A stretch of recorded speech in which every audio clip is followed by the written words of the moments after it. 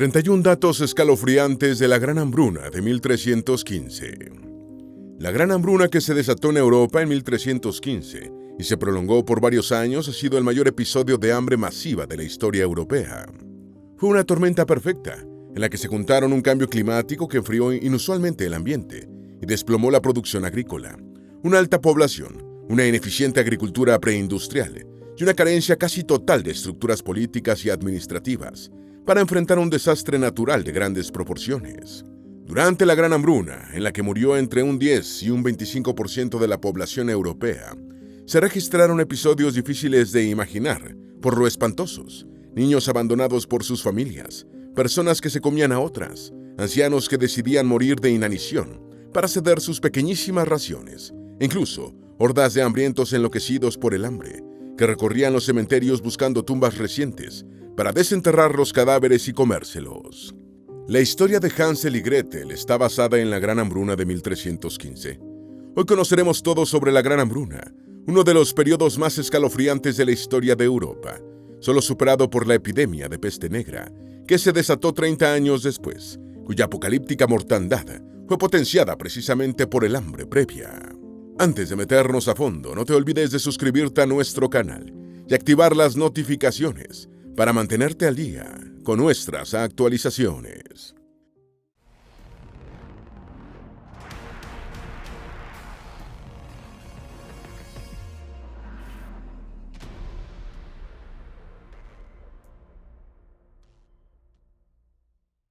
Número 1. Las personas empezaron a devorarse unas a otras. La presión demográfica había determinado que las cosechas inferiores a la media significaban hambre para la gente de menores recursos.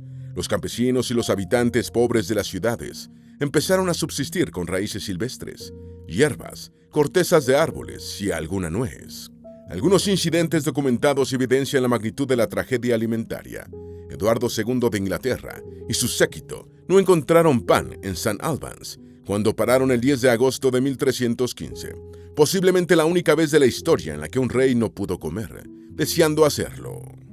En Bristol, una crónica de 1315 relató que hubo una gran hambruna con tanta mortalidad que los vivos apenas alcanzaban para enterrar a los muertos. La carne de caballo y de perro se consideraba buena carne y algunos se comían a sus propios hijos. Los ladrones que estaban en prisión desgarraban y despedazaban a los recién encarcelados, devorándolos medio vivos. Número 2. Muertes voluntarias.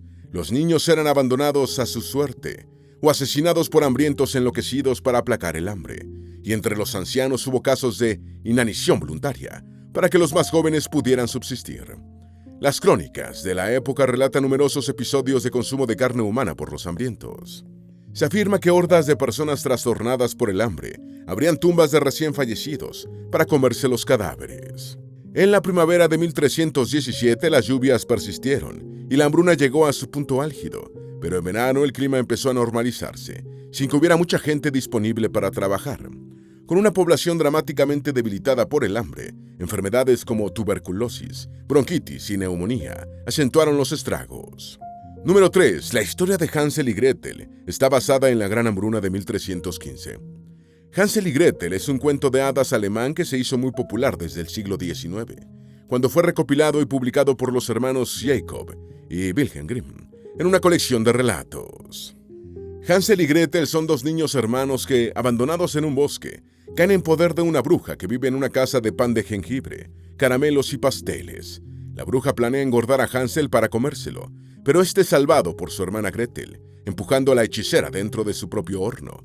Los niños finalmente escapan, llevándose el tesoro de la bruja. Versiones de esta historia circularon en el folclore europeo al menos desde el siglo XV, y es posible que se haya inspirado en la Gran Hambruna de 1315, cuando los niños eran devorados por las personas enloquecidas por el hambre. Número 4. La historia de cómo se comían entre humanos en Europa en la prehistoria. La ingesta de carne humana es un tabú en casi todo el mundo, especialmente por imperativos religiosos y morales, pero no fue siempre así en el pasado. Estos actos parecen haber sido relativamente frecuentes en la prehistoria, pero también ocurrieron repetidamente en épocas posteriores, a menudo motivados por el hambre o el odio. Tanto los neandertales como los humanos modernos incluían la carne humana en su dieta, y es posible que los primeros hayan sido extinguidos por los segundos, comiéndoselos a medida que la población de los Homo sapiens crecía. Los arqueólogos han descubierto en numerosos sitios de la Europa prehistórica claros e indiscutibles signos de consumo de carne humana por el hombre antiguo, así como gran cantidad de otros hallazgos cuya interpretación más probable es la ingesta de unas personas por otras. Número 5. La historia de cómo se comían entre humanos en Europa en la Edad Media. Durante la Primera Cruzada, realizada entre 1096 y 1099, se registraron casos de consumo de carne humana, aunque no está claro si se debieron al hambre o a una forma de intimidar al enemigo. Varios relatos registran que cruzados europeos se comieron las carnes de sus oponentes muertos después de los asedios de las ciudades de Antioquía y Ma'arat Numana, en la actual Siria, entre 1097 y 1098. Si bien las fuentes cristianas atribuyen estos hechos al hambre, el autor franco-libanés Amin Maalouf es escéptico al respecto, señalando que el comportamiento de los cruzados indica que podrían haber sido impulsados por el fanatismo en lugar de, o además de, la necesidad. El historiador británico Thomas Asbridge sostiene que, si bien la ingesta de carne humana en Ma'arat es una de las atrocidades más infames de todas las perpetradas por los primeros cruzados, tuvo algunos efectos positivos en las perspectivas a corto plazo, ya que los informes de la brutalidad europea convencieron a muchos comandantes musulmanes de aceptar treguas en lugar de continuar luchando. Existen varios informes de ingesta de carne humana por hambre durante la Gran Hambruna de 1315. Número 6. Las hambrunas eran moneda corriente en la Europa medieval. El hambre, sin poder mitigarla, era una situación muy frecuente en la Europa de la Edad Media. En Francia, a lo largo del siglo XIV, hubo hasta una decena de periodos de hambre, incluyendo la Gran Hambruna. En Inglaterra, el reino europeo más próspero, se verificaron hambrunas de 1371, en 1374 y en 1390, aparte del gran episodio del hambre de 1315 a 1317. Según los registros oficiales, en Inglaterra la esperanza de vida al nacer en 1276 era de 35.3 años, que se redujo a 29.8 años durante la Gran Hambruna y cayó dramáticamente a 17.3 después de la epidemia de peste negra de mediados del siglo XIV. Aunque estas cifras están distorsionadas por la elevada mortalidad infantil, no incluida en las estimaciones de esperanza de vida, de todas maneras ilustran el escalofriante impacto del hambre y la peste en la demografía europea. Número 7. La reducción en el rendimiento de las cosechas de cereales acentuó el hambre. La población europea experimentó un crecimiento explosivo durante el periodo cálido medieval, entre los siglos X y XIII, en comparación con tiempos anteriores, llegando a cifras que en varios lugares no se volvieron a alcanzar hasta el siglo XIX. En algunas partes incluso tuvo un efecto permanente. Todavía algunas áreas rurales de Francia siguen teniendo menor población que a comienzos del siglo XIV, aunque esto está influido por otros factores. Un hecho que precipitó la Gran Hambruna fue la disminución de la tasa de rendimiento del trigo, la cantidad cosechada por cada kilogramo de semilla plantada, que empezó a bajar desde 1280, impulsando un aumento en el precio de los alimentos. En una buena cosecha la tasa podía ser de 7:1, pero en una mala llegaba a 2:1, es decir, solo 2 kilos de trigo cosechados por cada kilo de semillas sembradas. De esos 2 kilos cosechados solo podía consumirse uno, porque había que reservar el otro para la siguiente siembra. Actualmente, con la agricultura tecnificada, el rendimiento es de 30:1. Número 8. El clima empezó a cambiar desde el año 1310. El inicio de la Gran Hambruna en 1315 siguió al final del periodo cálido medieval europeo. A partir de 1310 y durante 2 décadas, el norte de Europa sufrió algunos de los peores y más largos periodos de mal tiempo del medioevo, caracterizados por crudos inviernos y veranos fríos y lluviosos. Los cambios en los patrones climáticos, la escasa o inexistente capacidad de respuesta de los gobiernos medievales para afrontar la crisis y un nivel de población que había crecido significativamente, conformaron una situación que no admitía margen de error en la producción de alimentos. En la primavera del año 1315 se inició un periodo de lluvias inusualmente intensas en casi toda Europa, que se prolongó durante el verano, con temperaturas estivales atípicamente frías.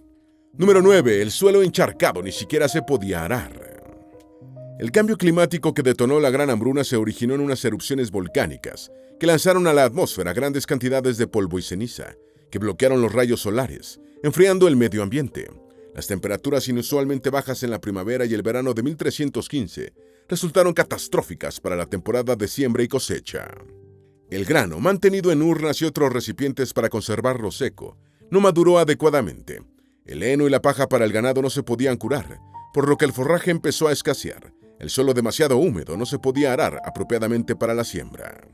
En Inglaterra, las tierras bajas de Yorkshire y Nottingham se inundaron, mientras que los embalses del río Foss quedaron arrasados. Número 10. La inflación se desató ante las expectativas de escasez. Con la perspectiva de escasez de alimentos, la inflación se desató. En Inglaterra los precios se duplicaron entre la primavera y mediados del verano de 1315. La sal, insumo indispensable para conservar la carne y el pescado, empezó a faltar porque el agua de la salmuera no se evaporaba con el ambiente húmedo. Como resultado, los precios de este insumo y de los alimentos en salazón se incrementaron considerablemente. En Lorena el precio del trigo se triplicó, haciendo el pan, el principal alimento, inasequible para la mayoría de la población. Solo la realeza y las élites aristocráticas, comerciales y religiosas tenían reservas de grano. Número 11. Los campos empapados salvaron a los Países Bajos de una invasión francesa. Cuando la calamidad comenzó, el ejército francés, al mando del rey Luis X, ya había llegado a Flandes para invadir los Países Bajos. Sin embargo, los campos neerlandeses estaban intransitables y las fuerzas francesas quedaron atascadas en el lodazal, teniendo que retirarse, abandonando todo lo que no podían cargar, incluyendo provisiones. La lluvia continuó durante la primavera del año 1316, con una población que casi no tenía nada para calentarse ni para comer.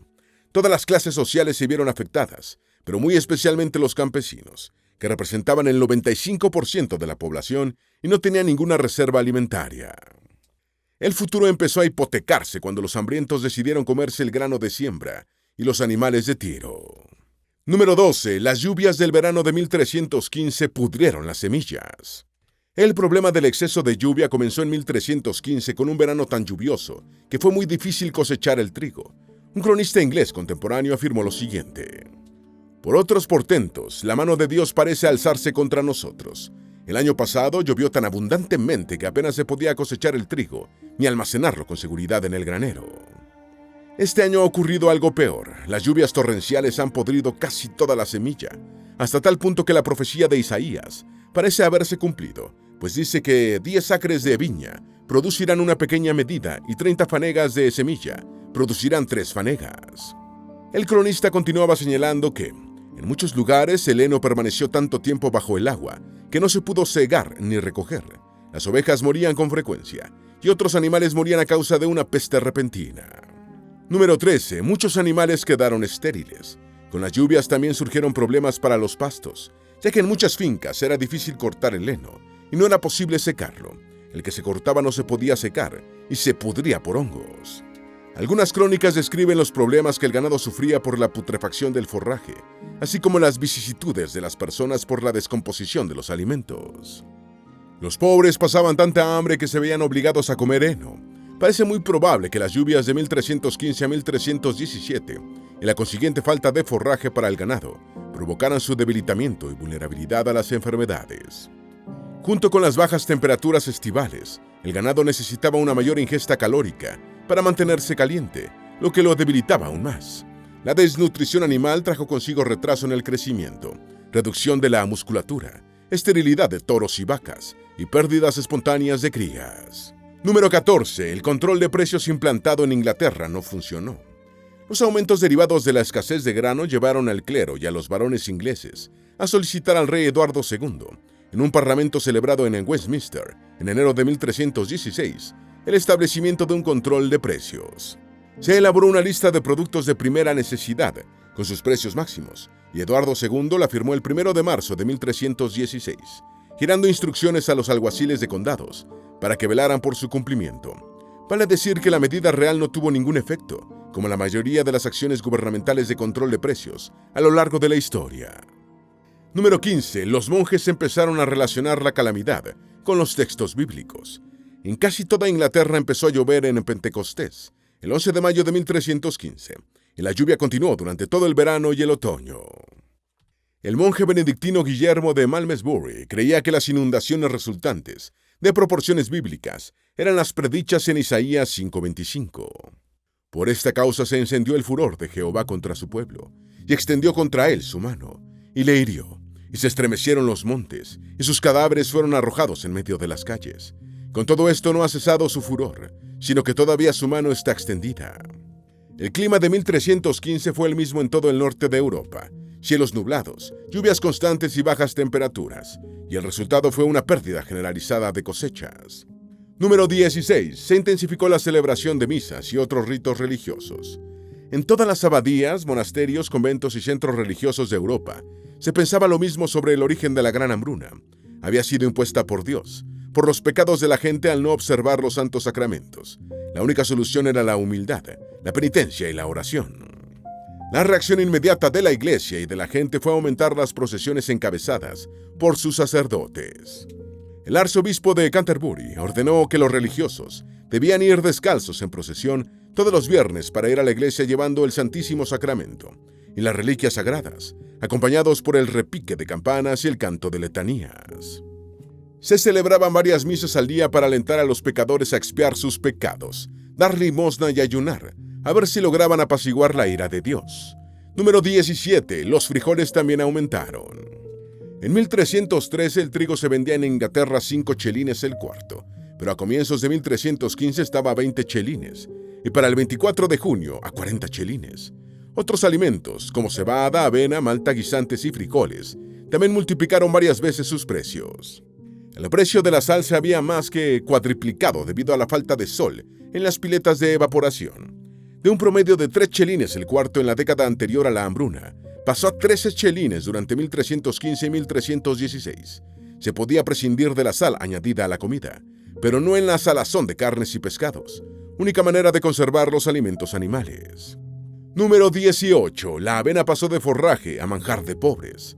Para la Navidad de 1315 los precios subieron aún más en Inglaterra, y para la primavera de 1316 alcanzaron cotas sin precedentes en todo el reino. Solo la avena, un cultivo más tolerante a la lluvia, estaba disponible a precios razonables.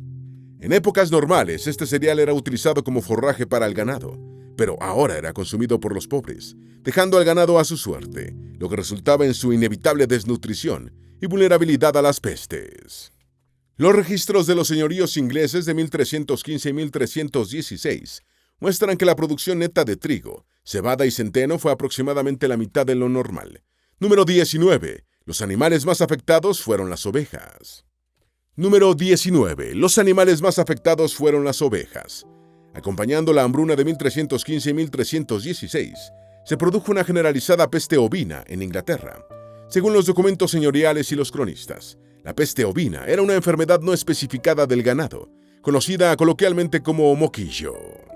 Las ovejas, particularmente propensas a la lluvia, fueron los animales más sufridos, con numerosas enfermedades como las infecciones estreptocócicas y la peste bovina ovina. Otros animales no se vieron tan afectados como las ovejas en estos 2 años de hambruna, pero lo peor estaba por venir.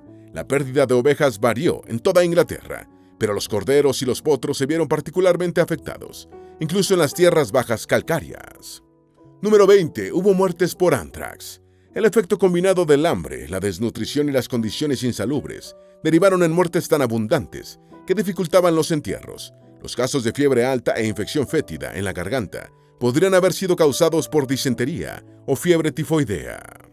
La desnutrición también fue responsable de muchas otras enfermedades no identificadas a las que sucumbían los pobres, probablemente la erisipela y el antrax.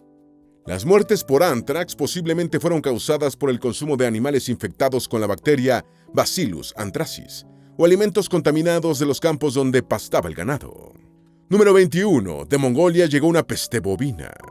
Cuando la peste de ovejas prácticamente había terminado, un nuevo problema se observó por primera vez en Inglaterra. En Essex, alrededor de la Pascua de 1319, una epidemia que afectó a los bovinos y causó su muerte en grandes cantidades.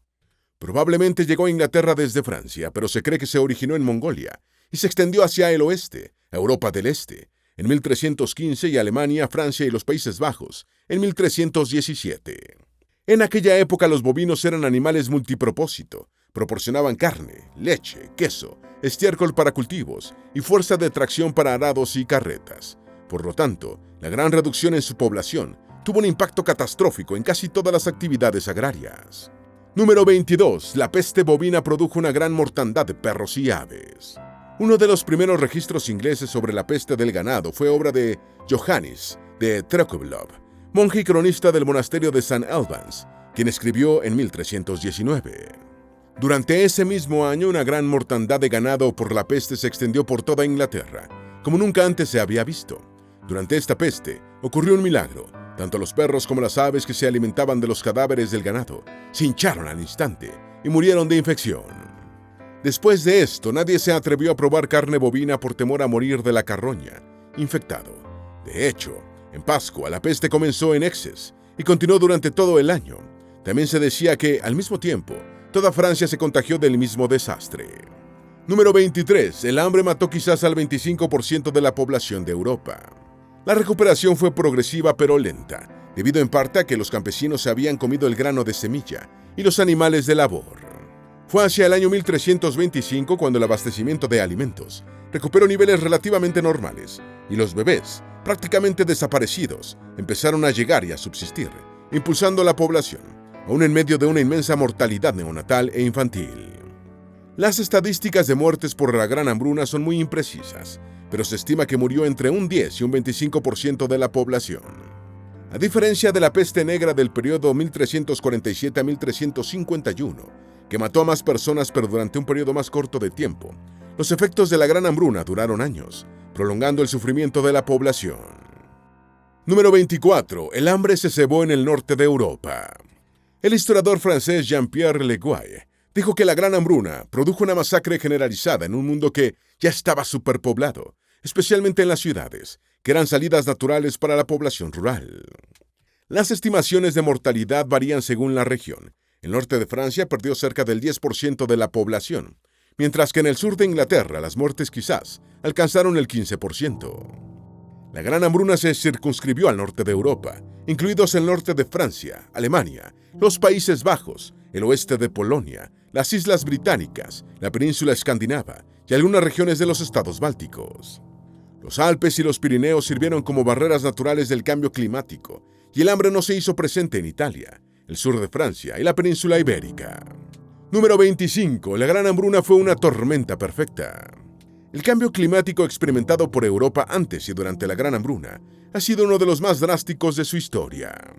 El trienio de 1314 a 1316 ha sido el quinto más lluvioso en el continente europeo en los últimos 700 años, y de los 5 lapsos trianuales con más lluvias, 3 ocurrieron después de 1710, cuando la tecnología y la productividad agrícola habían mejorado significativamente. El otro periodo de fuertes lluvias y baja producción de alimentos ocurrió después de la peste negra, cuando la población europea había caído en más de un 50% y los efectos de la calamidad fueron menores. La gravedad excepcional de la gran hambruna de 1315 fue el resultado de una tormenta perfecta de cambio climático, alta población, una agricultura preindustrial y ausencia de estructuras políticas y administrativas para afrontar una calamidad de grandes proporciones.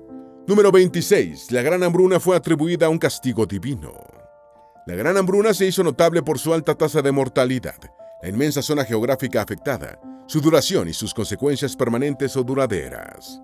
Como casi todas las sociedades humanas de la época, la europea también asociaba las catástrofes naturales con castigos divinos por las fechorías cometidas, que no eran pocas. Esto queda patente en el poema sobre los malos tiempos de Eduardo II, un texto poético inglés fechado en torno al año 1321, que dice: Cuando Dios vio que el mundo era tan orgulloso, envió una escasez a la tierra y la hizo muy dura. Un celemín de trigo costaba 4 chelines o más, del cual los hombres podrían haber obtenido 25 centavos antes, y entonces palidecieron quienes habían reído tan fuerte. Y se volvieron dóciles quienes antes eran tan orgullosos. El corazón de un hombre podría sangrar al escuchar el grito de los pobres que gritaban: ¡ay, de hambre muero! Número 27. La hambruna socavó la autoridad de la Iglesia Católica. En una sociedad en la que la religión cristiana de la Iglesia Católica Romana era la única admitida, y en la que el recurso final para todos los problemas era la fe religiosa, ninguna plegaria ni voto de cambio parecía penetrar el duro caparazón de la hambruna.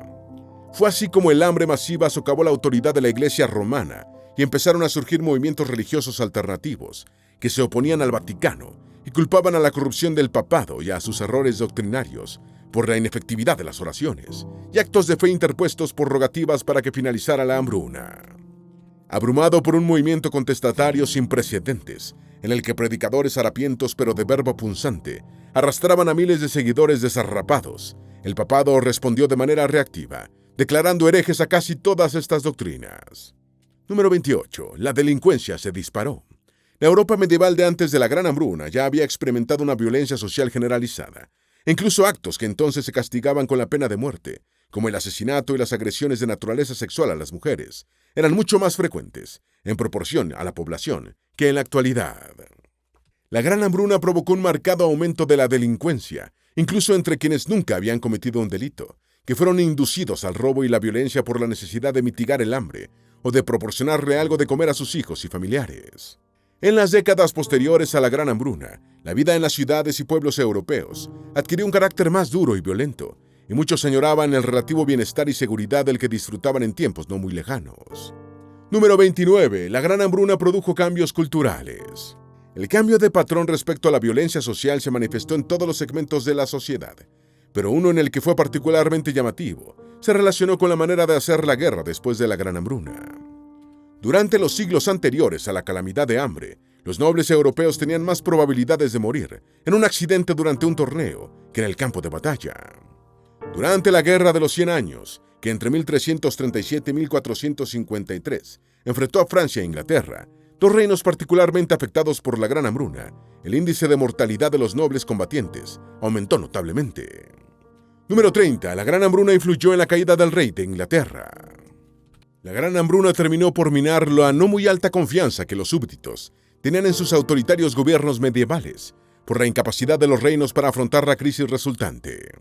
Estas monarquías, siempre muy capaces a la hora de reprimir cualquier intento de contestación a su soberanía, eran manifestantemente incapaces de afrontar cualquier contingencia social de envergadura, primeramente porque no estaban organizadas para ello, e incluso, a menudo ni siquiera lo incluían entre sus obligaciones. La Gran Hambruna tuvo consecuencias particularmente nefastas para Eduardo II de Inglaterra, ya bastante impopular cuando comenzó el hambre. Y si bien la hambruna fue asumida principalmente como un castigo divino, muchos ingleses prefirieron atribuir sus desgracias a la incapacidad e inmoralidad de su rey, Eduardo II, lo que contribuyó a su caída en 1327. Número 31. A la Gran Hambruna le siguió la peste negra. Hace unos 20.000 años, durante el último máximo glacial, la población europea ha sido estimada en 130.000 personas como máximo. En el año 3000 a.C. se cree que vivían hasta 7 millones de personas en la Europa neolítica, aumentando a 8 millones en el año 2000 a.C. y a 34 millones al comienzo de la Era Común. En el año 1000 había cerca de 40 millones de europeos y la población continuó creciendo hasta la Gran Hambruna, que fue el primer punto de quiebre importante en la demografía de Europa. Aunque algunos demógrafos creen que antes de la Gran Hambruna el crecimiento de la población europea ya se había ralentizado, la catástrofe de hambre puso fin al ascenso poblacional de manera indiscutible. 3 décadas después de la Gran Hambruna, una población europea todavía debilitada tuvo que enfrentar una calamidad de proporciones apocalípticas: la peste negra. Esperamos que este video te haya sido útil. Si tienes algo que agregar, por favor, compártelo con nosotros en la sección de comentarios. Dale me gusta a este video y envíale el enlace a tus familiares y a tus mejores amigos para que también sepan más sobre los 31 datos escalofriantes de la Gran Hambruna de 1315. Si eres nuevo en nuestro canal, no olvides suscribirte. No se te olvide seguirnos en todas nuestras redes sociales, que van a estar aquí abajo en la descripción. Recuerda, un pueblo que no conoce su historia está condenado a repetirla.